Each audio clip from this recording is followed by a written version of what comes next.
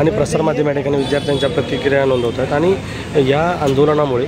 इतर देखील विद्यार्थ्यांचे जे प्रश्न आहेत ते घेऊन विद्यार्थी त्याचं निवेदन घेऊन हे रोहितदादा पवारांना सादर करत आहेत। आत्ताच काही माजी सैनिकांचा देखील मुद्दा होता, ते सुद्धा जागा रिक्त असण्याबाबतसुद्धा काही निवेदन रोहितदादा पवारांना देण्यासाठी आलेले आहेत, त्यांच्याशी देखील आम्ही संवाद साधला। तर एकंदरीत आता सर्वच MPSCतील जे प्रश्न आहेत त्याच्यावर प्रकर्षाने चर्चा होते, जसे की कित्येक दिवस झाले वेटिंग लिस्टचा हा जो प्रश्न प्रलंबित असेल किंवा जागा वेळेत न निघणं किंवा निकाल वेळेत न लागणं, अशा सर्वच प्रश्नांवर आता या ठिकाणी चर्चा होते आणि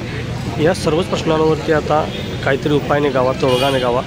अशी विद्यार्थी आंदोलनाची भूमिका आहे। आता हा मुद्दा फक्त 25 तारखेच्या परीक्षेचा राहिला नसून MPSCमधील जे काही ज्वलंत सर्वच प्रश्न आहेत त्यावर या ठिकाणी आता बोललं जाते, त्यावर चर्चा होते आणि संपूर्ण महाराष्ट्रातील जनतेला देखील लक्षात येते की MPSCमधील मुलांचे काहीतरी ज्वलंत प्रश्न आहेत आणि याकडे सर्वांचंच आता लक्ष वेधलं गेलेलं आहे।